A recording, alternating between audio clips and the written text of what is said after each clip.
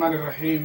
halka aad naga dhageysanaysaan waa idaacadda bulshada Soomaaliyeed Somali Public Radio aad kala socotaan mowjadaha dhererkeedu yahay 90.3 iyo 1.6.7 ee magaalooyinka Minneapolis iyo St. Paul.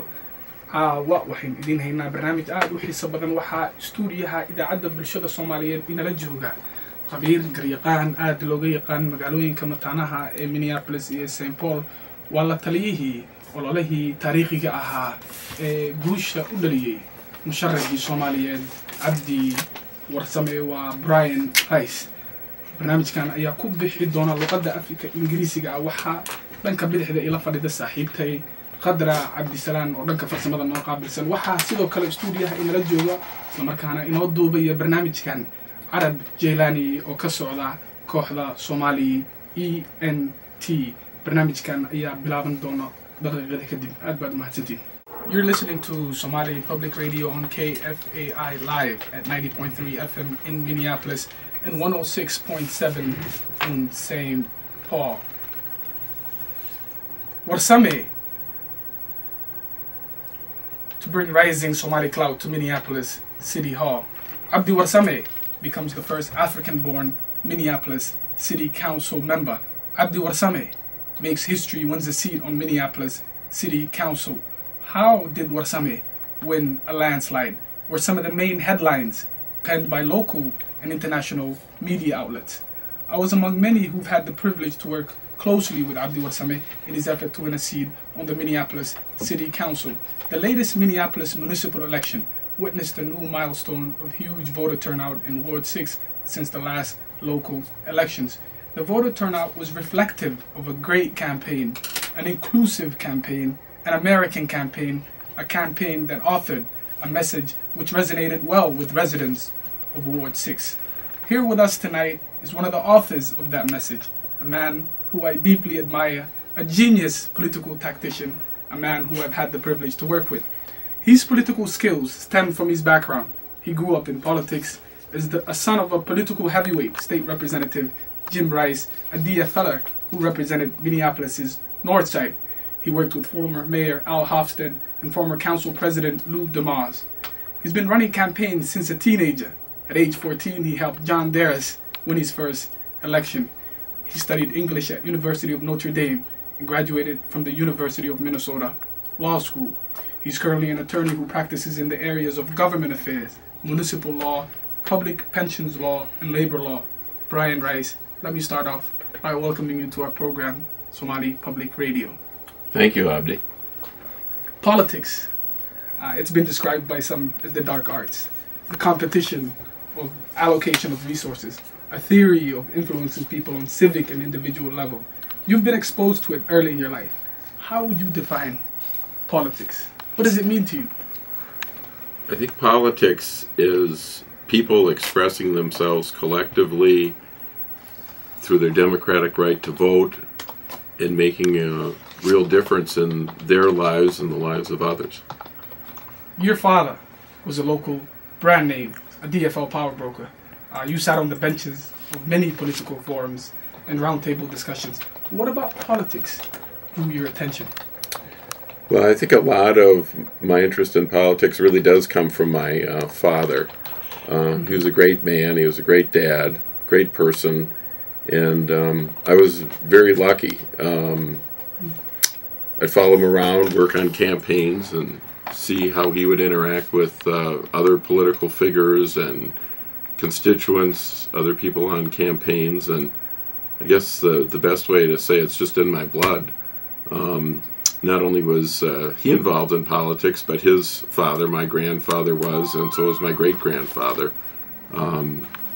So it's just really I think politics is really the lifeblood of our society. It's what's made our American democracy a truly great place. And I think that earlier this month we really saw what that could do with not only the election of Abdi Warsame, the first East African elected to a city council in this country, but also Blang Yang on the north side, a Hmong American, Alondra Cano, and Dai Tao in St. Paul. It really, it's just very, very exciting to see immigrant communities making the first major step to political office and political power in these Twin Cities. And I'm sure that we'll be hearing a lot from all four of those individuals over the next decades. It's in your blood. It's in your blood. Tell us about some of the early campaigns that you've been involved in. I find the John Darrah's campaign quite interesting. What role did you play, and what were some of the obstacles that he faced or his bid to the city council? Well, John's been a good friend for a long time. I was 14 years old at the time. I was an 8th grader, and I met John in 1970 when he was an alternate delegate to the state convention. He was there. He was supporting Wendy Anderson, who at that convention, and Wendy later became governor. And John was a young person, lived on the north side. He actually grew up in northeast Minneapolis, and there's a lot of connections between those two communities, or there was when I was growing up. And John also graduated from De La Salle High School many years before I did. And John would come over to my father's house early in the morning, and my father wrote a lot of John's literature, letters that he was sending to delegates, pieces of literature. I just liked John, got involved in his campaign, went out door knocking, and one of my best memories was his primary election night. And back then the primary elections were held in the spring, in April, and the general elections were held in June.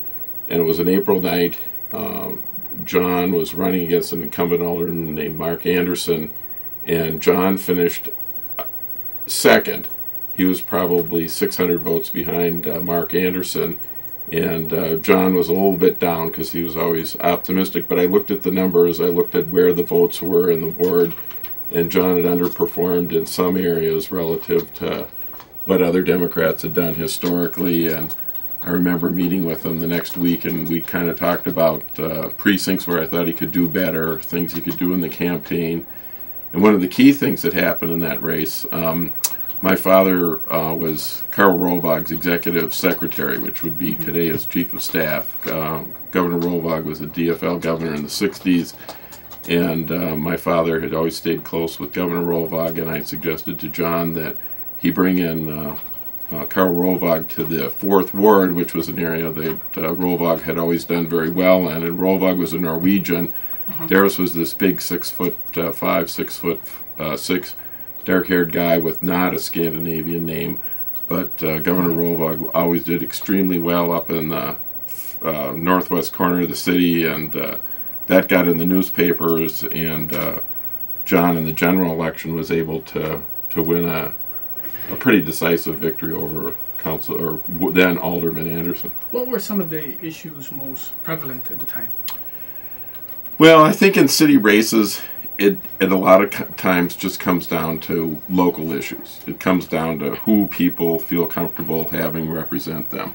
And city council races, then it was aldermen, now they're council members.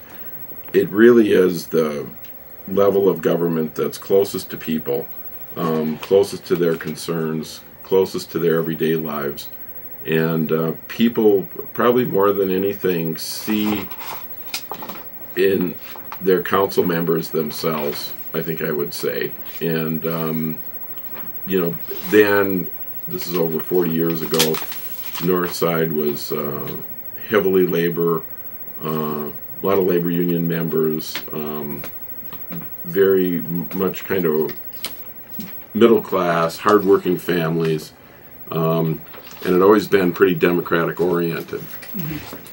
halkaad naga dhegaysanaysaan waa idaacadda bulshada Soomaaliyeed Somali Public Radio waad kala socotaan mowjadaha dhererkeedu yahay 90.3 iyo 106.7 ee magaalooyinka Minneapolis iyo St. Paul. caawa iyo barnaamij aad u xiiso badan waxaa stuudiyaha idaacadda inala jooga garyaqaan ahaana la taliyihii ololihii musharaxa Soomaaliyeed oo guusha taariikhiga ahayd soo hoyay mudane Cabdi Warsame waa Brian Rice ninka inala jooga. barnaamijkeenu waa idin socon doonaa waxaynu hadda qaadanaynaa qadar yar oo xayeysiina qadar programmada waad maadsantahay Cabdi Qudus. programmada laga sii daayo KFI meelaha dhaqaalaha ahaan ka kaalmeeya waxaa ka mid ah Energy Assistance Program iyo Community Action Partnership oo degmooyinka Ramsey County iyo Washington. Energy Assistance Program waxa ay kaalmaysaa qoysaska korontada lacagteeda awoodi waaya. Kaalmada hay'adan faa'iideyso waxa kaloo ka mid ah deeq lacageed oo xadin lahayn talooyin korontada khasaaraheeda ku saabsan iyo isbedelka hawo xiliyadka lagu jiraba. haddii aad u baahan tahay wax information waxaad kala soo xiriiri kartaan waa 651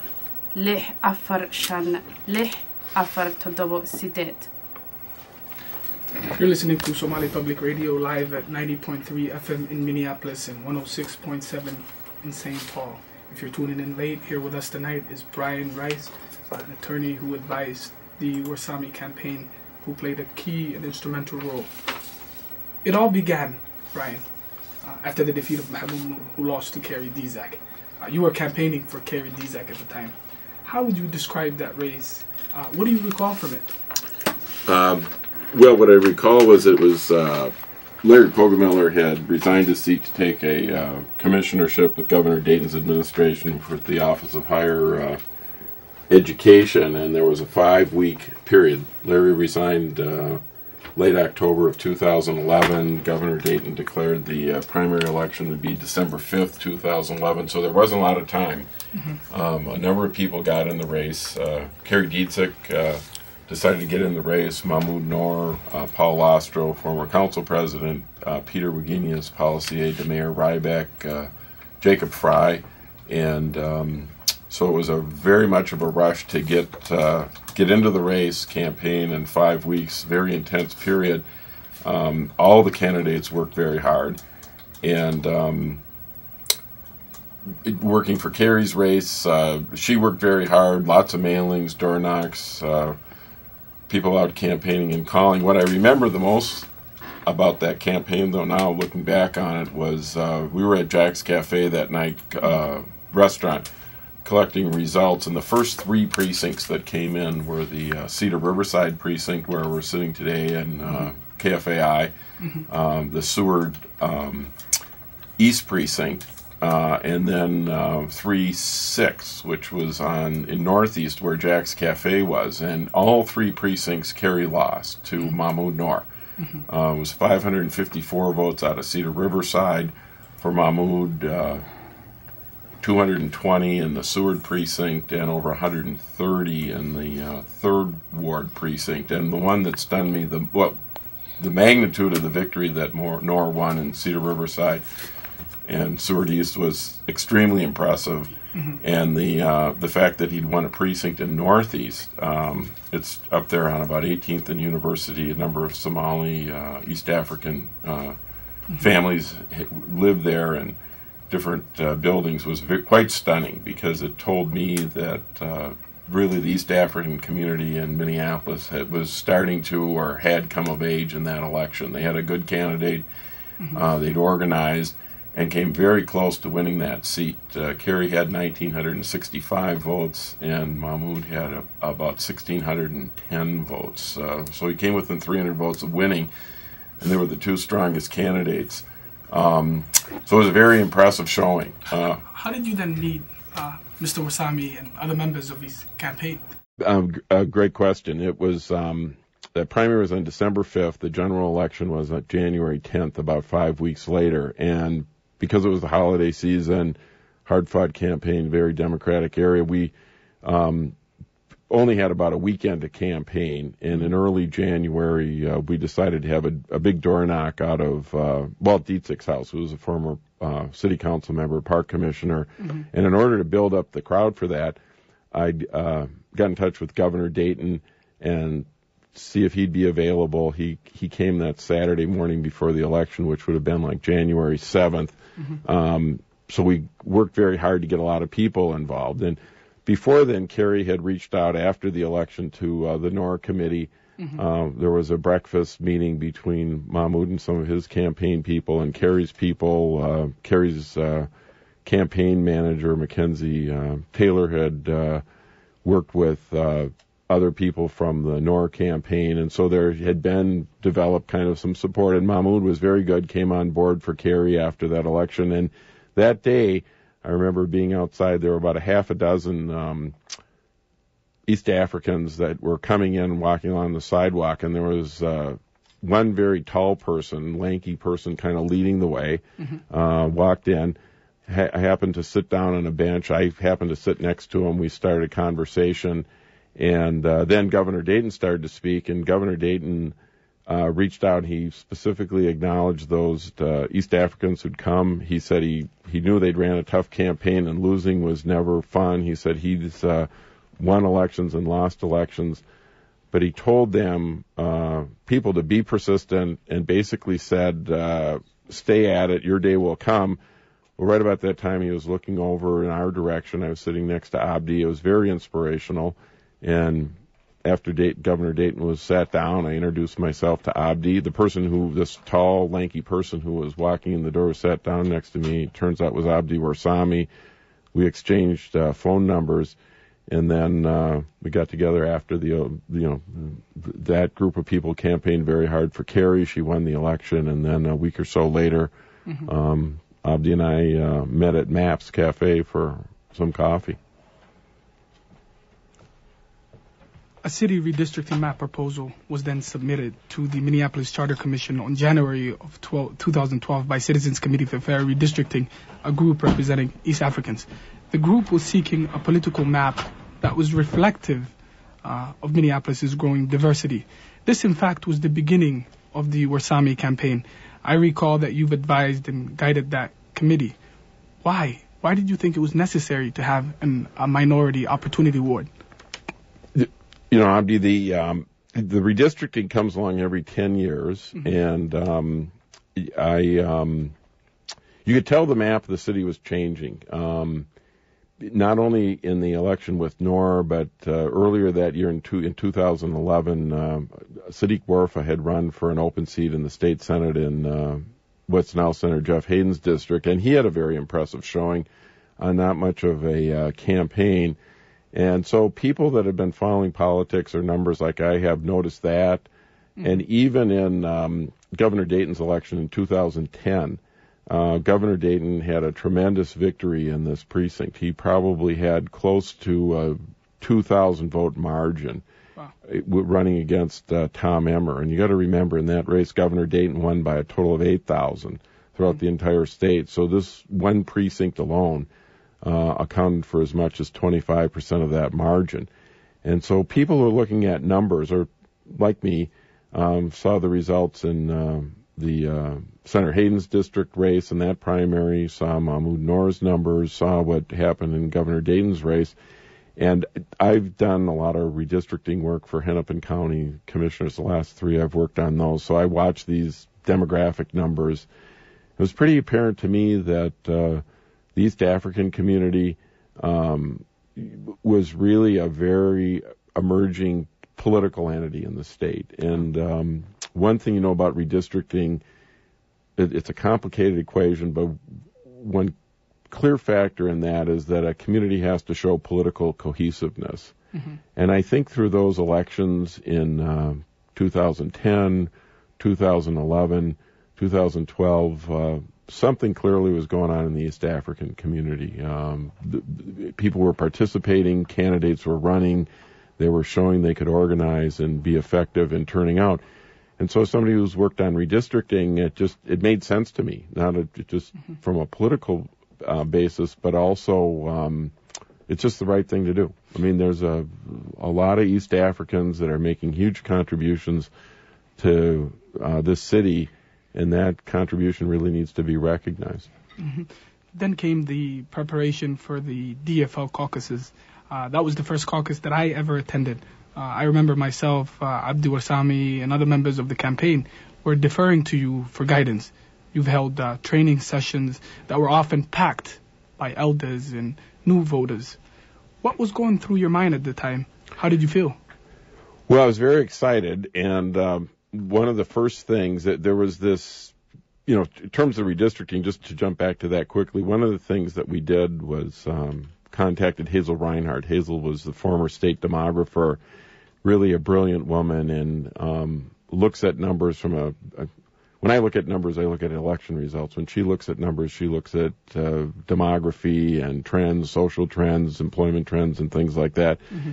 And Hazel had seen that too, in terms of the great contribution that the East Africans have made in terms of their hard work, their ethic of hard work, being very patriotic, being family-oriented, having strong religious institutions, are really the kinds of things that have made this country great. And she noticed that too. She came to the table, worked with Abdi's group, the Committee for Fair Redistricting, mm-hmm. presented their case.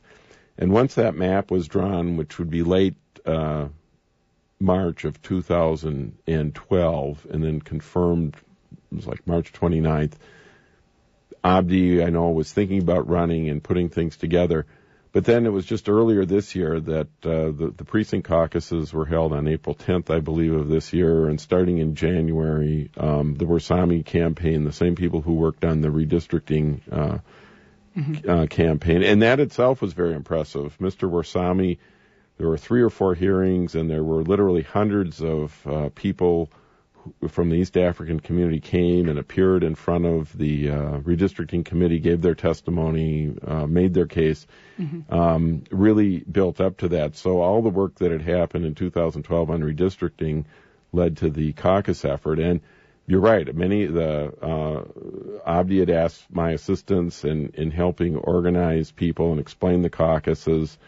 There must have been at least 8 meetings, mm-hmm. Many of them at the Brian Coyle Center, mm-hmm. where, the 70, 80 people in the room. Did that surprise you?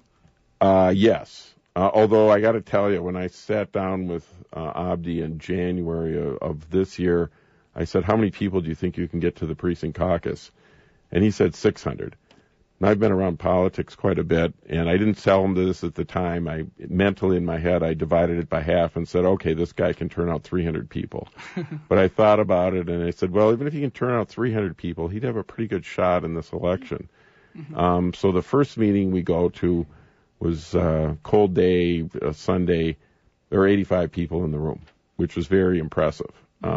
But what I learned almost immediately was that communication would be a very difficult matter, because I would kind of start, well, actually, Abdi started the meeting, welcome people, but I would get up in English and try to explain the caucus procedure, and I'd get in 2 sentences, and then Abdi would have to translate. Uh-huh. And not only would he have to translate, but he would have to explain concepts that are quite unfamiliar to the average citizen. Even maybe 3% of Minnesotans have gone to precinct caucuses. I might be exaggerating a little bit, but I wouldn't say it's more than 5%. So even the idea of a precinct caucus to the average Minnesotan is pretty unfamiliar. So take a group of people that are immigrants who probably, I don't know that there was a word for a precinct caucus or a caucus in Somalia. Election. Election. Well, election, but a caucus is different than an election. A caucus is really a very focused internal operation. I got familiar with the rules for the city DFL, and there were 3 different forms that had to be filled out, and paperwork. Probably more paperwork to go to a DFL precinct caucus than it is to get your green card or apply for citizenship, quite frankly. So it was a process on its face that was not easily understood. So it took several meetings. We must have had at least 8, probably even a dozen of these training sessions around the ward, primarily there with different groups. And it took a while to just get people to understand how the system worked. halkaad naga dhageysanaysaan waa idaacadda bulshada Soomaaliyeed Somali Public Radio aad kala socotaan mujadaha dhererkeedu yahay 90.3 iyo 1.6.7 ee magaalooyinka Minneapolis iyo St. Paul. waxaa inala jooga garyaqaan khabiir mataliyana la ahaa ololihii Abdi Warsame waa Brian Rice. barnaamijku waa inoo socon doonaa si qadar yar oo xayeysiina. barnaamijka ka baxay biyaha KFI oo taageerayso caymiska UK oo soo saartay caymis loo yaqaano UK Choices caymis caafimaad oo kala kaasi oo caymis gelinaya dadka oo dhan sida ardayda, reeraha da'da yar ee carruurta leh, baay'imishtarka iyo dadka waaweyn ee carruurta ka guureen. UK Choices waxa aad ka dhexeli kartaa caymis cusub oo loo yaqaan Mensure saylada ama suuqa caymiska caafimaad ee Minnesota war ama akhbaar inta aad ka heli kartaan waxa weeye waa ucarechoices.org ogeysiiska adeega bulshada waxaa idin soo gudbinaya barnaamijka baaritaanka caruurta iyo dhalinyarada ee degmada Hennepin ma leedahay caruur ka yar 21 oo haysta caafimaadka loo yaqaan MA ama daryeelka Minnesota Care haddii ay tahay sidaas waxaad la soo xiriiri kartaan degmada Hennepin la xiriir waa hennepin.mn.us. You're listening to Somali Public Radio live at 90.3 FM in Minneapolis and 106.7 in St. Paul. We're getting a lot of tweets, we're getting a lot of Facebook comments. Mahad Dafuji, Brian, who was one of the organizers for Abdi Warsame, commented on Facebook and said he wanted to thank you for all your efforts. Well, it was really a great honor. It's one of the things I'll always remember in my life. And one thing that I remember, there was a book that I got earlier this year. When I was a young person, I worked with a guy named Rick Carter and Tony Wagner. Tony was the head of the Pillsbury United Communities group until just last year, and they were young organizers on the north side and worked on some things like Coalition Against the Freeways. And one of the things they did is they brought me to an organizing meeting when I was about 14 years old, and there was an organizer from Saul Alinsky's Institute in Chicago. And Saul Alinsky was a person who's really a seminal person in this country who's worked with disadvantaged communities to get them organized. And I remember that experience, and while working on Abdi's campaign, I checked out the book Rules for Radicals that Mr. Alinsky wrote. And one of the things that he said about empowering communities that are new to the process, immigrant things, is that you need to follow the rules. And it was absolutely critical for people who are organizing to participate in the American democratic process, is you just don't come in and throw things over. You need to engage in the process. You need to understand the rules. You basically need to work from inside the system to change the system. And that's really what the Warsame campaign was about. I mean, getting people organized in all of these 9 precincts for the precinct caucuses, playing by the rules, following the rules. And for people who hadn't participated, it was new to them. You know, things never go perfectly in any endeavor, but the fact that that many people would be willing to show up early was impressive. And I was saying that, and Abdi said he could get 600 people out. I thought, well, okay, he can get 300 out. It turns out he got 1,500 people to come out to those precinct caucuses, which was really unprecedented in my experience. The DFL convention for Ward 6 produced a historic result. Abdi Warsame became the first person of East African descent to be endorsed by the DFL party. You were present throughout the convention, and you stood in the background. And I often came to you with questions. The one question, though, I didn't ask you was, why was this important to you? You know, why it was important, I think, was this, as I look back at it. When I was 12 years old in 1969, there was a fellow named Bill Smith who was running for the city council, then the 5th Ward, which still is the 5th Ward on the north side. Bill was an African-American, and it was the first time that the DFL had endorsed African-American for the city council in Minneapolis. And really the city council seat is very, very important. Why? It's a full-time elected official position. And they really is a lot of power in terms of local decisions. They're sought after, a lot of competition. And Bill was endorsed. He wound up losing that election to incumbent, the then incumbent city council member, Joe Greenstein. And it really, I wouldn't say it set the African American community back in Minneapolis, but it took another 10 years until Van White got elected. Okay. And so it was it's important. You basically get one shot at something like this, and when you do it, you got to do it right to be successful. Pilgrim challenged the endorsement. You represented Abdi Warsame during that process. You did a phenomenal job. Can you describe to our audience what your main arguments and counter arguments were, and what was the end result? Well, there was a challenge to the endorsement by Mr. Lilligren, claiming that there were irregularities. There was the system was overwhelmed really by these people that Abdi Warsame brought to the caucus. But after a period of examination, looking at the records, I think that it was shown that Abdi's campaign did play by the rules. Mm-hmm. People came up, they registered, they participated. At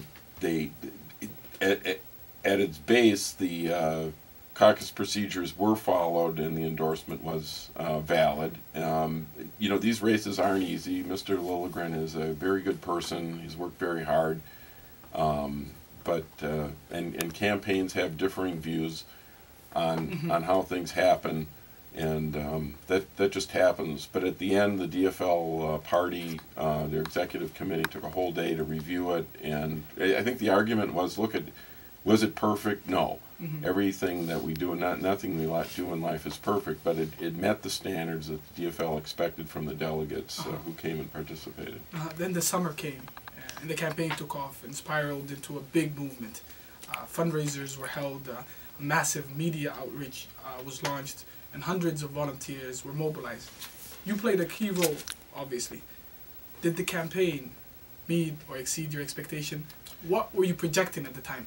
Well, it certainly exceeded my projections, but let me just say this so the record's really clear. This was Abdi Warsame's campaign, not Brian Rice's. Mm-hmm. I think that he really is the political genius behind this. There were some things that I would advise in terms of you need to raise so much money to have a credible campaign. We hired a good person to help work on the literature, a fellow named Andy Pomeroy. He laid out a campaign plan that would be a traditional campaign as far as, 5 or 6 mailings to the likely voters, having a message. But the real key, I think, was all the work that Abdi had been doing for the last 2 years. I mean, he sat down and he talked with the imams, people from the religious community. He reached out to the East African business community. He worked with the elders and the building councils, the youth organizations, and he recruited really an impressive group of people. So there were almost 2 campaigns going on, one inside the East African community that Abdi and people like yourself, Abdi Sal, and others were participating in, and then there was the more general effort to run a traditional DFL endorsed candidate and have those communications. But the genius behind this was not me, it was Abdi Warsame and the people in the East African community that put this effort together. And so, as the summer unfolded, I might have liked to see more door knocks or more mailings and things, but in fact, I think Abdi was working every day and night, really stitching together all of the institutions that have developed in this state over the last 20 years, because they were ready for this moment, and they really had a great candidate to make that moment happen in Abdi Warsame. A lot of work was done. All the hard work paid off on November 5th. History was made, and Abdi Warsame won with a landslide, 64% against an incumbent. It was a proud moment for many, an emotional moment. Tell us about how you felt. Well, it was just overwhelming, really, to see all those things coming together and just watching the work. I think that we'd really known I would say you never know that you're going to win an election because anything can happen and there's always surprises. But, this is another piece that I remember one day in August we had a meeting and talking about the campaign, and Abdi had made the decision to work on this early voting, which is the single biggest story of this election. There were over 1,600 people that voted early in this election. That was a fully 1/3 of all the votes cast in the 6th ward. In a typical city election, you might have 6% of the voters voting absentee. In this ward, it was 35%. Unprecedented. And really that was Abdi's organizing genius to decide to do that. So in effect, for the 6 weeks before the election, every day was an election day in the 6th ward. And that wasn't my idea, that was Abdi's. And it allowed the East African community get organized, to bring in the elderly, to bring in those that were going to make the religious trip under the Hajj. the disabled, elderly, people who would have to work during the day, because it is a very, very hard-working community. And when you get into November, it's dark in the morning, it's dark at night, so if you go to work at 7 in the morning and you get off at 4, if it's dark then, a lot of people are just plain old tired. And again, the campaign worked within the rules, worked closely with the city clerk's office to make sure that the resources were there, that they were following the rules. And that, so fully, it was 7 o'clock on the morning of Election Day, and I was at the Warsami headquarters, and it was a pretty good feeling to know that there were already 1,600 votes cast, and that over 90% of those likely were Sami votes. Sorry to interrupt, but we're getting a lot of questions on our website at sbr.fm and also on Facebook. Let's turn to some of the questions from our listeners on Facebook. Khadra. All right, so this question is from Awowe Hamza from the UK.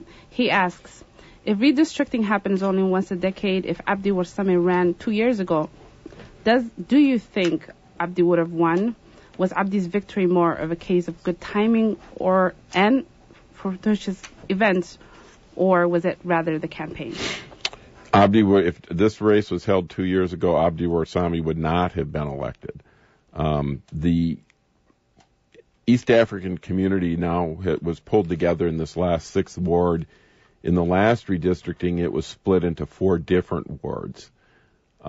So I can say definitively, if the election had been held 2 years ago and Abdi had run what then would have been in the 2nd ward, he would not have won. The redistricting was the key, or was a central ingredient in pulling together the disparate elements of the East African community. I might add, too, even in the current legislative redistricting, which had happened, that was out a little bit ahead of the city redistricting, but right now the East African population of Minneapolis is really split between 4 separate House districts, which disperse their voting strength. So I think I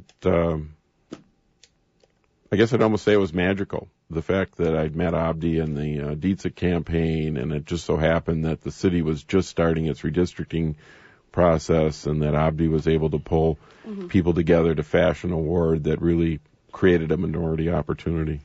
We also have another question. One of our listeners from Facebook, Amran Fuad, she asks, she says, as a lobbyist for a number of public employee groups, Mr. Rice, you clearly have an agenda. Mayor Ray back in September pointed you out as someone who deserves extra scrutiny from the voters based on your lobbying efforts and influence in the mayor race. Now, given your close relationship with Abdi Warsame, should the Somali community be worried that you're pushing the interest of the public employee groups you work for at the disadvantage of the residents of the 6th ward? That's a fair question. What I'd say about my representation is that I represent government entities. I represent Hennepin County, the Minneapolis Park Board, and the groups that I represent are public employees, but they're all nonprofit. They're good public servants. I'm very proud of representing police officers, firefighters, teachers, people who every day go to work and serve the community. I don't really plan at all to go down to City Hall and lobby on anything. I generally don't go there. Most of my work is over at the state capitol. And I'm not asking Mr. Warsame for any special treatment. I really believe in who he is and what he can do for the community. But it's a fair question, and people will ask that. I don't represent for-profit corporations. I believe in the work that police officers, teachers, and firefighters do, and I hope other elected officials would as well. You were also present and very visible in the Mark Andrew campaign. Why were you supporting Mark? I've known Mark for over 30 years and thought he'd be a great mayor. He's had a lot of good collaborative skills and abilities to work. He's gotten a lot done for the community. He was always a very liberal, progressive county commissioner, helped out immigrant communities long before it was I wouldn't say popular, but he was always an advocate for the underdog. And that's kind of, I think the people who need the representation are those people, and Mark did a good job on that. And he's a good person. Abdi Warsame won. That was very clear. Expectations are high for Mr. Warsame. The community of Ward 6 are facing many challenges. What do you think the future holds for Mr. Warsame as he tries to tackle some of these issues? A lot of work. He'll be a lot of challenges in the 6th Ward. And not only that, I think people from around the community from outside the 6th Ward will look at him as a leader and a person to whom they'll be asking for help. That's been true in the past. When Van White got elected on the city council in Minneapolis in 1979 as the first African American, a lot of people came looking for Van for help. And so he's going to have a lot of work to do, and just knowing him, I think he'll do a great job at it, but he'll be challenged over the next 4 years, and people have a lot of big expectations for him. I know I do. Lastly, what final remarks would you like to relay to our listeners on Somali Public Radio? Well, it's really been a privilege for me to learn more about this community and the people who came forward to help Abdi. I mentioned the business community that financially supported, the religious community, the elders. One of the real key groups for Abdi were all the women that worked on this campaign and came out and worked extremely hard in organizing. And I think it's true in a lot of communities. Men will do a lot of the talking and women do a lot of the working. And I was just impressed with the level of volunteer effort that I saw. This community is really a great immigrant, really a great American story. Hardworking, honest, people who want to be involved in politics and in the decisions that affect their lives. And I think as I look back on a number of campaigns that I've worked on both the state, federal level, local level, this is really one of the best because there were a lot of really good people who worked on it. And I've been very honored to work with all the people. halkaad naga dhegaysanaysaan waa idaacadda bulshada Soomaaliyeed Somali Public Radio oo aad kala socotaan mawjadaha dhererkeedu yahay 90.3 iyo 106.7 ee magaalooyinka Minneapolis iyo St. Paul. waxaa galabta ama sacaawa inala joogay garyaqaan la taliyana u ahaa musharaxii Soomaaliyeed oo ku dhawaan ku guuleystay doorashada golaha deegaanka ee magaalada Minneapolis waa Brian Rice. barnaamijkan haddii aad gaftid waxaad ka dhageysan karaysaa ama iyadoo maqal iyo muuqaal ah oo aad ka daawan kartaa website-ka aynu ka degannahay aaladda internetka waa www.spr.fm. Brian, thank you for joining us tonight. Thank you, Abdi.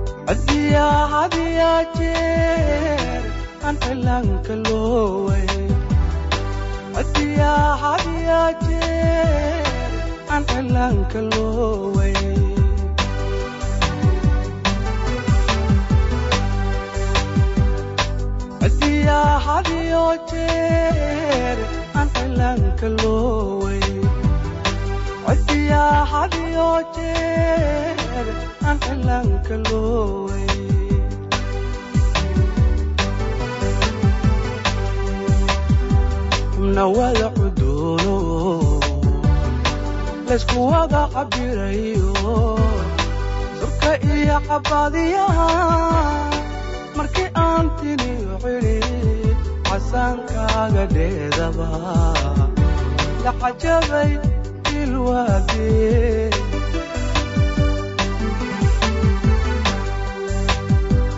nawada xuduuno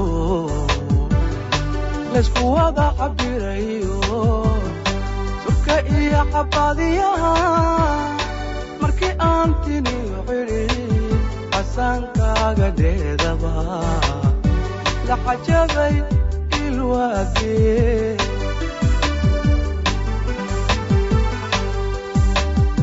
calafnimo ku raaxshaa cawa iyo ayaan leh calafnimo ku raaxshaa cawa iyo ayaan leh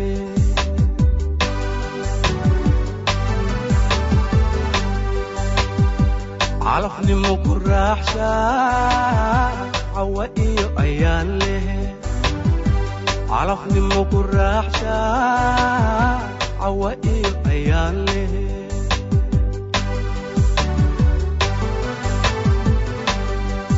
cimri dheer ku waaro ilaahay caruuriyo caafimaad ku siiyo ibkacaana iyo nabad ilaadali ku noolo ilaadali ku noolo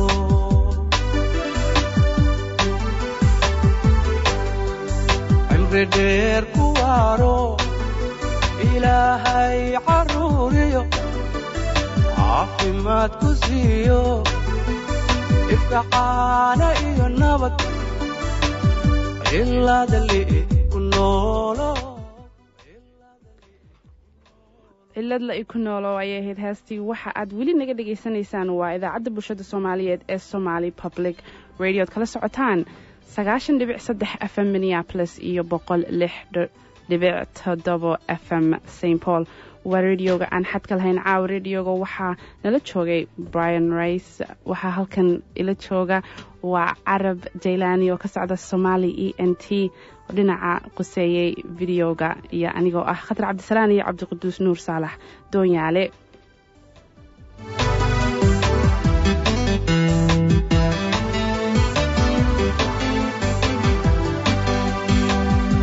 dimaagan ulayge dimarkay u qiira eligood cayaari